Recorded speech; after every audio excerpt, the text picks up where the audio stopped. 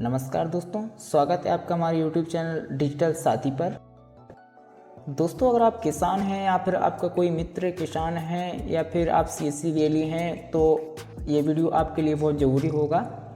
तो ई मंडी login slip generate करने के लिए हमें कैसा प्रोसेस रहेगा, उसका किस तरीके से हमें ई मंडी लॉगिन का रजिस्ट्रेशन करना होगा, कैसे स्लिप जनरेट करनी होगी जिससे कि हमारी फसल को आसानी से हम मंडी पर तुलावट के लिए ले जा सकें, कैसे उसका पंजीकरण करना होगा ताकि हमें अब ई स्लिप जनरेट करना अनिवार्य कर दिया गया है। तो उसका पूरा वीडियो, कंप्लीट वीडियो आप पूरा देखें।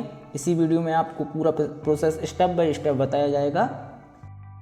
और दोस्तों, इस प्रक्रिया को दो तरीके से भी हम कंप्लीट कर सकते हैं, अपने लैपटॉप के माध्यम से भी कर सकते हैं और मोबाइल के माध्यम से भी कर सकते हैं। तो मैं ये प्रोसेस आपके लिए मोबाइल के माध्यम से करके बताऊंगा जिससे कि सभी किसान आसानी पूर्वक अपने मोबाइल से ये प्रक्रिया को कंप्लीट कर ई स्लिप जनरेट कर सकते हैं, जो कि MP मंडी किसान लॉगिन स्लिप रहेगी। इसी को हमें ई स्लिप बोलते हैं, जो कि मंडी के क्षेत्र में कार्यरत है। आगे इसी के आधार पर ही हमें मंडी में प्रवेश प्राप्त होगा, अन्यथा हमें प्रवेश नहीं मिल पाएगा। तो इसे अपने मोबाइल से किस तरीके से जनरेट करना है, इसके बारे में हम कंप्लीट वीडियो बताते हैं। तो दोस्तों, चलते हैं, वीडियो शुरू करते हैं। तो दोस्तों, सबसे पहले आप सभी को अपने मोबाइल में या फिर ऐप स्टोर में प्ले स्टोर ओपन करना होगा, जिसमें कि आपको M मंडी ऐप सर्च करना होगा। तो ई मंडी के नाम से जो ऐप्स होगा, इसको डाउनलोड कर इंस्टॉल कर लेना है। इंस्टॉल करने के बाद ओपन करेंगे। ओपन होने के बाद हमारे समक्ष इस तरीके का इंटरफेस शो होगा। तो इसके लिए सबसे पहले हमें यहाँ पर कृषक पंजीकरण करना होगा, बाद में हमें कृषक लॉगिन करना होगा। तो सबसे पहले हम कृषक के पंजीकरण करना सुनिश्चित करेंगे। तो कृषक पंजीकरण पर क्लिक करते हैं। इसके बाद हमें यहाँ पर अपना मोबाइल नंबर को एंटर करना होगा।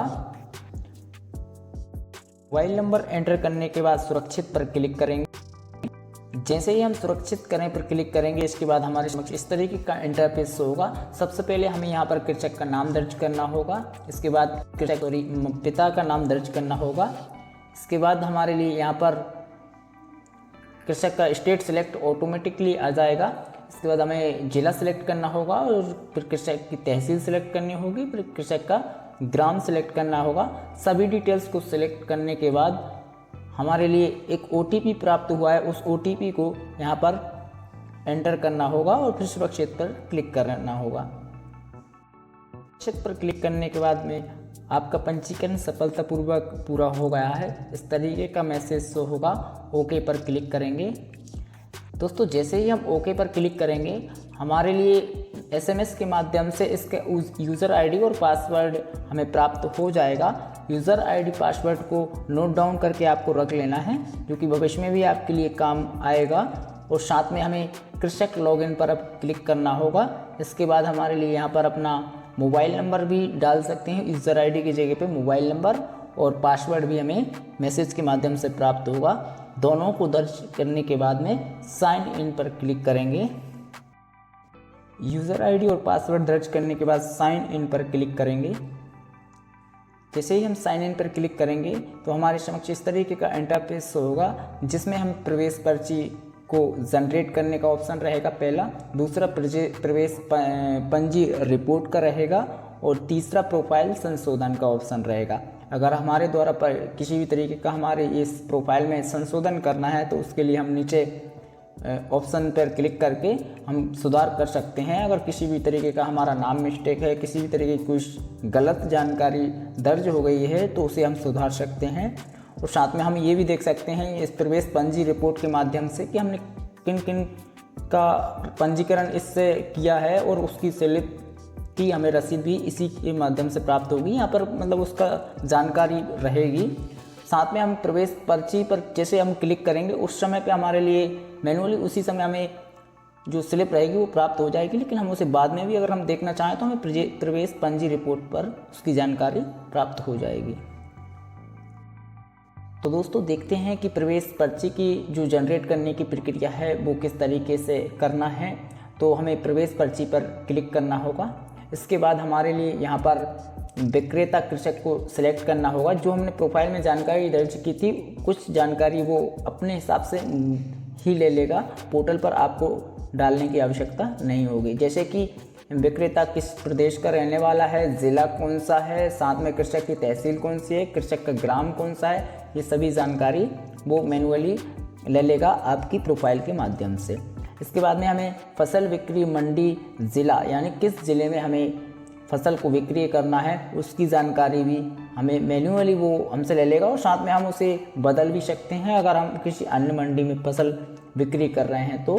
साथ में हमें फसल बिक्री मंडी भी सिलेक्ट करना होगा। जैसे कि डिस्ट्रिक्ट तो हमने सिलेक्ट कर लिया है, साथ में हमें मंडी भी सिलेक्ट करनी होगी।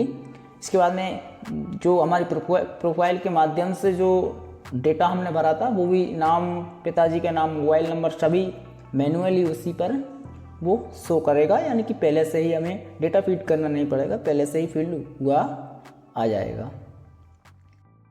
दोस्तों इसमें कुछ जानकारी ये भी पूछेगा जैसे कि उपज लाने वाले का नाम, ये ऑप्शनल है। अगर आपका स्वयं अगर आप अपनी फसल बिक्री करने के लिए ले जा रहे हैं तो आपको इस ऑप्शन को भरने की आवश्यकता नहीं है। साथ में आपका मोबाइल नंबर जो ऐसे उपज लाने वाले का मोबाइल नंबर वो भी ऑप्शनल है। अगर आप स्वयं ले जा रहे हैं तो आप इसको नहीं भरें तो भी चलेगा। साथ में प्रवेश शुल्क अगर है तो लिख सकते हैं, अन्यथा नहीं तो नो करेंगे, यानी तीनों ऑप्शन को आप भर भी सकते हैं, साथ में नहीं भी भरेंगे तो भी आपकी स्लिप जनरेट हो जाएगी। साथ में ये पूछ रहा है फसल की जानकारी, यानी कि फसल समूह। अगर आप गेहूं कर रहे हैं तो धान्य पर क्लिक करेंगे, धान पर क्लिक करने के बाद में गेहूं, धान, मक्का, ज्वार जो तरह की जो फसलें हैं आप उसमें से सिलेक्ट कर सकते हैं। और अगर तिलहन वाली फसल हैं, दलहन वाली हैं तो आप उनको अलग अलग इस तरीके से सिलेक्ट करके आप उस चीज़ को फिल कर सकते हैं। साथ में हमें अनुमानित मात्रा क्विंटल में भरनी होगी और लोट में हमें भरना पड़ेगा कि कितने लोट हम वहाँ पर ले जा रहे हैं। फसल जोड़ने पर क्लिक करेंगे तो आपकी फसल ऐड हो जाएगी। साथ में आप और भी एक साथ में कई फसलें जोड़ना चाह रहे हैं तो फसल जोड़ने पर क्लिक करके आप एक से अधिक फसलें भी जोड़ सकते हैं। साथ में हमें वाहन की जानकारी देनी होगी, जैसे कि वाहन 2 पहिया है, 4 पहिया है या फिर बैलगाड़ी है, फिर अन्य कोई वाहन हम ले जा रहे हैं तो उसकी जानकारी हमें यहाँ पर सिलेक्ट करनी होगी। साथ में हमें उसका वाहन क्रमांक भी दर्ज करना होगा, और वाहन क्रमांक दर्ज करने के बाद में वाहन जोड़ने पर क्लिक करना होगा, जिससे हमें एक से अधिक वाहन भी हम ले जा सकते हैं। जैसे कि अगर हमने 2 लोट सिलेक्ट करे हैं तो हम 2 ट्रक अगर हम वहाँ पे या फिर 2 ट्रैक्टर हम लेकर जा रहे हैं तो हमें दोनों ट्रैक्टर की जानकारी भी देनी होगी। लोट के हिसाब से हम उस ट्रैक्टर की भी जानकारी हमें भरनी होगी, तभी हम इस चीज़ को सुरक्षित कर पाएंगे।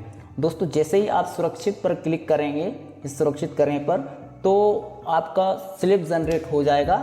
उसमें जो समय अवधि रहेगी वो आपको प्राप्त होगी।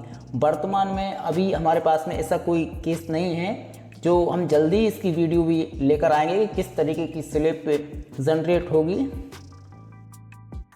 उसको आप आसानी से देखकर समझ भी सकते हैं, वो वीडियो भी हम जल्दी लेकर आएंगे। जैसे भी ये हमें मिलता है तो उस हिसाब से हम वो वीडियो भी आपके लिए लेकर आएंगे। तो दोस्तों आज का वीडियो आपको कैसा लगा है ये कमेंट में हमें ज़रूर बताएं।